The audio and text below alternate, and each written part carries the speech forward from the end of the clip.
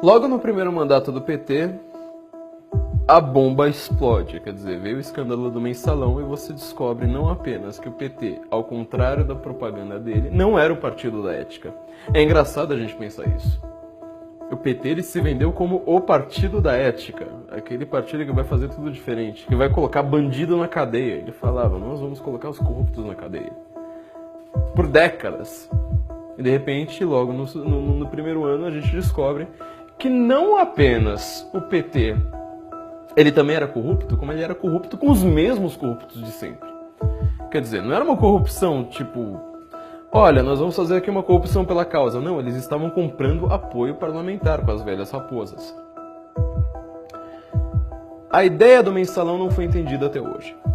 O Mensalão ele foi um golpe totalitário. Todo mundo que fala, golpe contra a democracia, o maior golpe contra a democracia brasileira se chama Mensalão.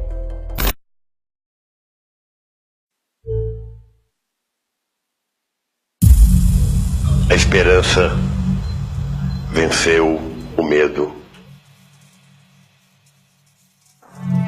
Ninguém nunca mais ouve duvidar da classe trabalhadora.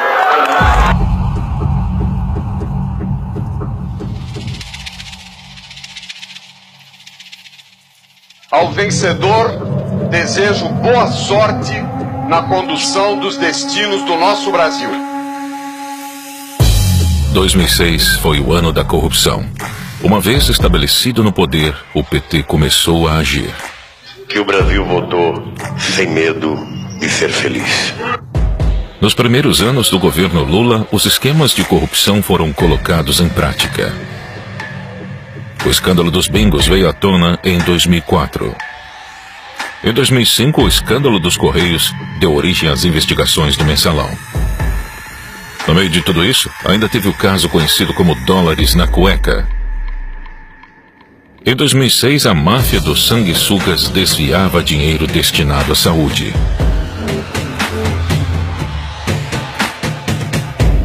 E durante o período eleitoral, o escândalo do dossiê que poderia colocar em risco a reeleição de Lula também estourou. O material que acabou apreendido seria negociado com o Partido dos Trabalhadores. As campanhas eleitorais foram deixadas de lado. Nada poderia vazar. A prioridade era atravessar o período eleitoral intacto e não deixar nenhuma ponta solta.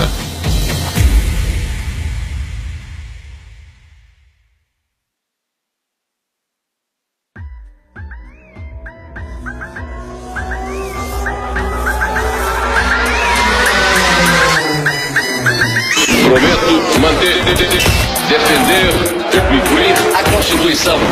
Observar as leis. Promover o bem geral. E sustentar a impunidade e a independência do Brasil.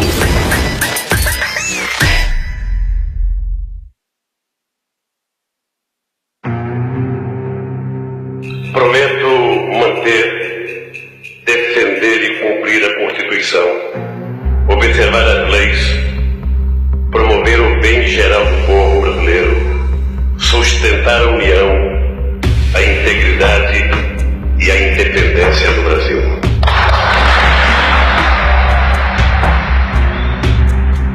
Com o PT no poder, a esperança do brasileiro era de mudança. E a mudança aconteceu, mas só para os seus aliados políticos. Antes de Lula ser eleito, aconteceu a crise dos bingos.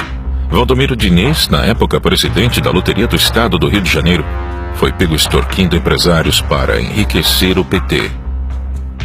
Um dos extorquidos, o bicheiro Carlinhos Cachoeira, gravou Valdomiro pedindo propina e garantindo em troca o monopólio de loterias virtuais. A promessa não foi cumprida e Cachoeira divulgou o vídeo em 2004. A fita de vídeo a que se referia o subprocurador foi gravada por Cachoeira em 2002. A crise desestabilizou pela primeira vez o governo Lula. A confissão de Valdomiro Diniz de que, de fato, tinha pedido dinheiro a Carlos Cachoeira para campanhas eleitorais e propina para um amigo. Quando o caso estourou, Valdomiro Diniz era assessor da Casa Civil, governada por José Dirceu, líder do PT. Diniz foi exonerado do cargo no mesmo dia. Para atenuar a crise, Lula passou uma medida provisória que proibiu o funcionamento de casas de jogos de azar. A segunda crise aconteceu em 2005. O governo federal determinou a abertura de inquérito para apurar denúncia de corrupção nos Correios. Um diretor da empresa, flagrado cobrando propina de empresários, foi afastado. A gravação mostrava Maurício Marinho, diretor dos Correios, recebendo propina de empresários em troca de favorecimento em licitações. Com uma câmera escondida, os empresários gravaram todo o encontro mês passado na sede dos Correios. Na gravação, ele explicou o esquema de corrupção e afirmou que tinha autorização do então presidente do PTB, Roberto Jefferson, para realizar a fraude. Através da assessoria, Roberto Jefferson informou que o partido repudia a acusação de que o PTB tenha esquema de arrecadação no serviço público.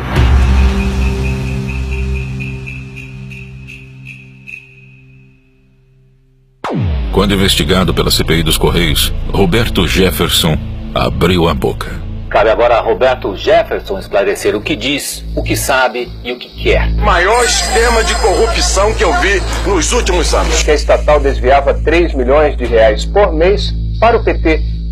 O mensalão foi exposto. Jefferson afirmou que as estatais foram a fonte de dinheiro do mensalão. Licitações, cargos e indicações impulsionaram o esquema de corrupção. Quais são as joias da coroa, digamos assim, da administração federal? Petrobras, Furnas, Eletrobras, os fundos de pensão. Roberto Jefferson apareceu para depor. Chegou mostrando um hematoma no rosto, consequência de um acidente doméstico. Desconfie de quem não ouviu falar no mensalão. Ou se omite por medo de enfrentar o que eu estou enfrentando aqui, ou recebe. Roberto Jefferson lançou acusações graves contra o governo. Afirmou que o PT pagava mesada para deputados de partidos aliados votarem a favor de projetos do governo. Ele fez de tudo para as investigações não chegarem ao nome de Lula. Ô Zé Disseu, se você não sair daí rápido, você vai fazer réu um homem inocente que é o presidente Lula. Rápido, sai daí rápido, Zé. Pra você não fazer mal a um homem bom, correto, que eu tenho orgulho de ter apertado a mão. José Dirceu foi a testa de ferro do caso. Coloca o então ministro-chefe da Casa Civil em posição central, posição de organização e liderança da prática criminosa. Ele era a principal liderança do governo petista e aceitou ser responsabilizado por toda a articulação do esquema para salvar o presidente. O esquema envolvia também o tesoureiro do PT, Delúbio Soares, e o publicitário do governo, Marcos Valério. E assim surgiu a figura de Marcos Valério, e que seria o responsável pelo dinheiro do mensalão. O encontro de José Disseu com o presidente do DMG, acompanhado de Valério e Delúbio Soares, ocorreu no dia 20 de fevereiro de 2003. Lula brincou de ator e fingiu surpresa com o caso. Estou convencido que esse negócio de mensalão me cheira um pouco a folclore dentro do Congresso Nacional. Pode ter outro tipo de coisa que os deputados podem saber, mas eu não acredito que tenha mensalão. José Dirceu, da Casa Civil, foi o primeiro a deixar o ministério. Não me considero fora do governo, me considero parte integrante do governo. José Dirceu saiu da Casa Civil e Lula colocou uma antiga revolucionária do Partido dos Trabalhadores no cargo, Dilma Rousseff. É um compromisso comigo mesmo, de agradecer a todos aqueles que rezaram por mim, que fizeram orações por mim. Em meio ao mensalão, Adalberto Vieira, assessor do deputado José Guimarães do PT, foi detido pela Polícia Federal no aeroporto de Congonhas. Ele tinha R$200 mil em uma maleta e mais $100 mil na cueca.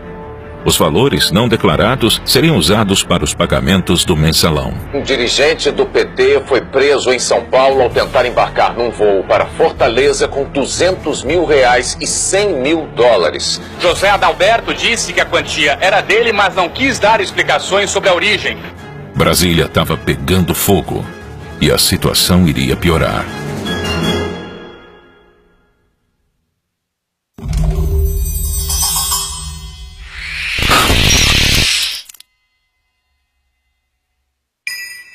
Operação Sanguessuga foram cumpridos 46 mandados de prisão contra políticos e assessores. A acusação era desvio de verbas do orçamento da União por meio da compra superfaturada de ambulâncias por prefeituras. Em maio de 2006, a Polícia Federal iniciou a Operação Sanguessuga. Deputados federais de vários partidos foram denunciados por ganhar dinheiro com superfaturamento de ambulâncias. Segundo a Polícia Federal, a movimentação financeira total seria de cerca de 110 milhões de reais. Além dos deputados, o esquema de corrupção envolvia órgãos do governo federal, prefeituras e empresas privadas. A comissão investigou 87 deputados e 3 senadores e pediu o indiciamento de 72 parlamentares, mas nenhum foi cassado. A máfia dos sanguessugas teve início na gestão do ministro da Saúde da época, José Serra, e continuaram durante a presidência de Lula. No meio de todos esses escândalos, as campanhas iniciaram.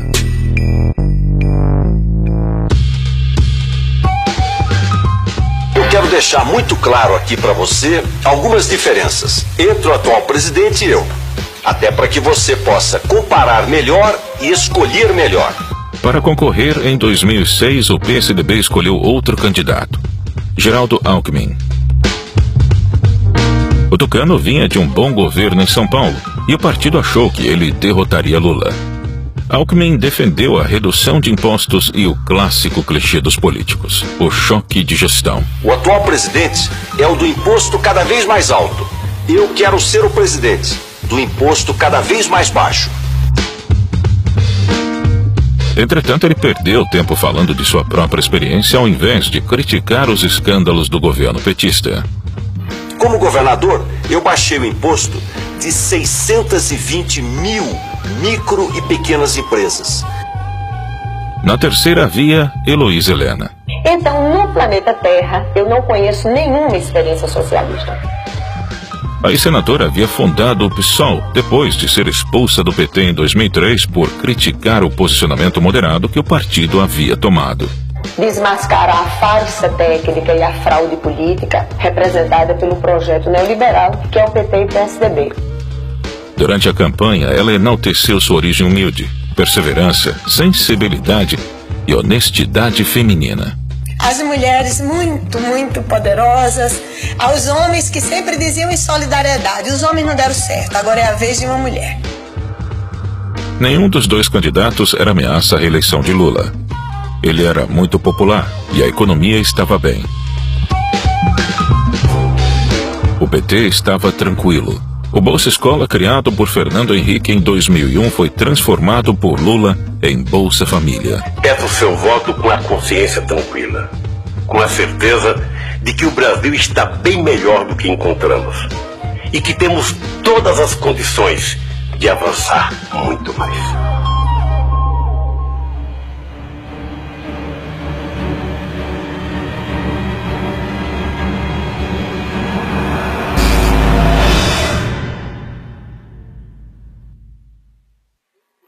Em Cuiabá, a Polícia Federal abriu inquérito sobre a origem do dinheiro encontrado com Gedimar Pereira Passos e Valdebran Padilha. Os dois devem ser transferidos de São Paulo para Cuiabá ainda esta noite. Devem depor a Polícia Federal e ao Ministério Público Federal. Faltando um mês para o primeiro turno, outro escândalo surgiu. Os petistas Valdebran Padilha e Gedimar Pereira foram presos com R$1.700.000 no Hotel Ibis, em São Paulo. Valdebran Padilha se hospedou neste hotel na quarta-feira da semana passada. Ele revelou à Polícia Federal que naquele mesmo dia recebeu de Gedimar Passos o total de R$1 milhão. O restante do dinheiro só seria entregue depois que o dossiê chegasse a São Paulo. O pagamento estava combinado para sexta-feira até a hora do almoço e o negócio seria fechado no quarto do hotel. A dupla ia usar o dinheiro para comprar um dossiê que comprovaria o envolvimento de Serra e Alckmin com a máfia dos sanguessugas. As imagens mostram o então ministro da Saúde, José Serra, numa solenidade pública de entregas de ambulância. O material que acabou apreendido seria negociado com o Partido dos Trabalhadores. Quer dizer, de onde veio esse dinheiro? Quem são as pessoas? Qual era o propósito porque isso está contra as regras da normalidade do jogo democrático. O dossiê seria entregue em São Paulo para Valdebran Padilha, filiado ao PT e arrecadador de campanha em Mato Grosso. A missão de Valdebran era se certificar da existência do dinheiro que pagaria as informações de Vedoim. Em declaração à Polícia Federal, Gedimar afirmou que tinha sido contratado pelo assessor pessoal de Lula, Freud Godoy. Na Secretaria Particular da Presidência da República, em Brasília, trabalham Freud Godoy, que, como disse Gedimar no depoimento, tem uma empresa de segurança. Freud é filiado ao PT desde 89, trabalhou em todas as campanhas do presidente Lula e hoje é assessor especial da Presidência da República, lotado na Secretaria Particular da Presidência. Ele tem uma sala no Palácio do Planalto, no mesmo andar do gabinete de Lula. Lula não participava dos debates, não dava entrevistas e não dava explicações sobre o dossiê fora do horário eleitoral gratuito. Cristóvão Buarque perguntou a Lula, ainda que ele não estivesse no debate, como ficaria a situação do presidente caso algo fosse descoberto sobre a participação dele no dossiê. O presidente Lula preferiu trocar o debate que você acabou de ver aí por um último comício. Foi em São Bernardo do Campo, no ABC Paulista, onde ele começou na vida política. A praça que foi escolhida para o último comício antes das eleições é reduto dos sindicalistas no ABC. Mesmo mergulhado em escândalos, Lula foi o mais votado no primeiro turno. Os votos apurados até agora também indicam segundo turno entre Lula e Geraldo Alckmin. Vamos aos números da apuração já bastante adiantada. Até agora foram apuradas 73,76% das urnas em todo o Brasil e Luiz Inácio Lula da Silva aparece em primeiro lugar com 49,31% dos votos válidos. Em segundo lugar, Geraldo Alckmin do PSDB com 40,91% dos votos válidos.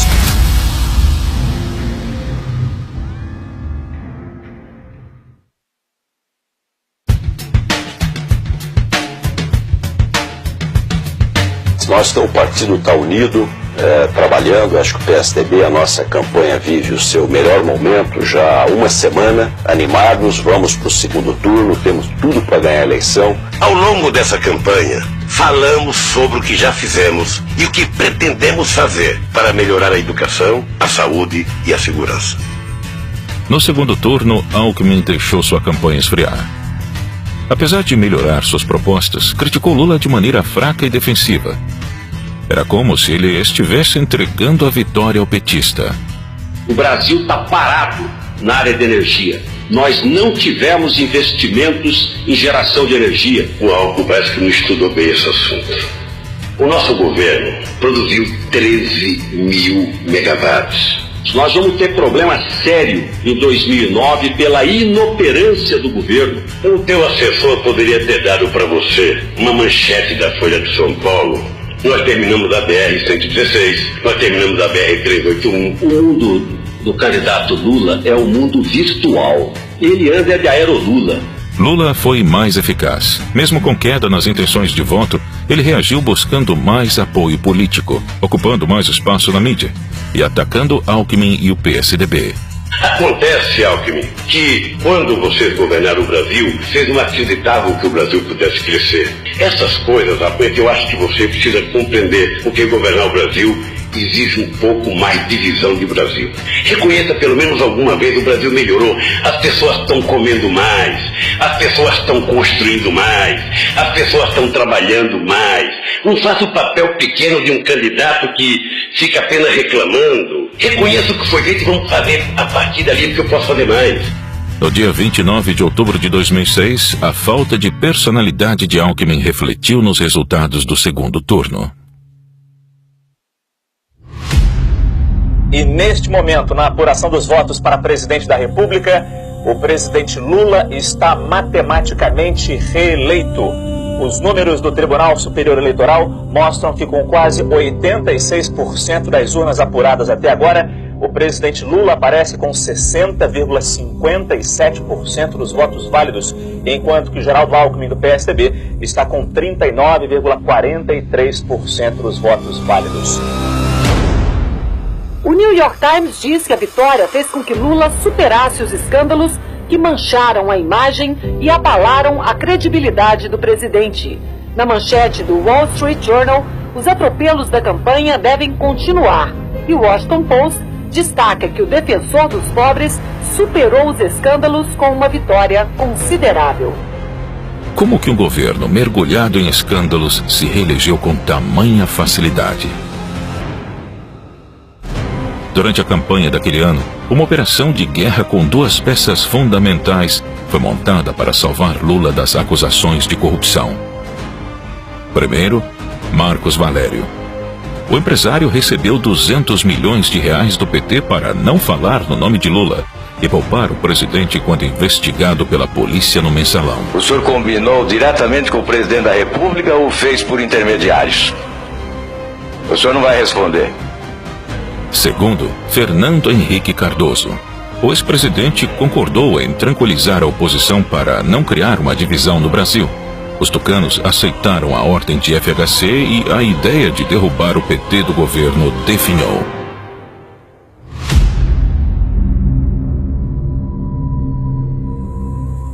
As eleições de 2006 não foram disputadas por dois partidos rivais. PT e PSDB agiram como aliados.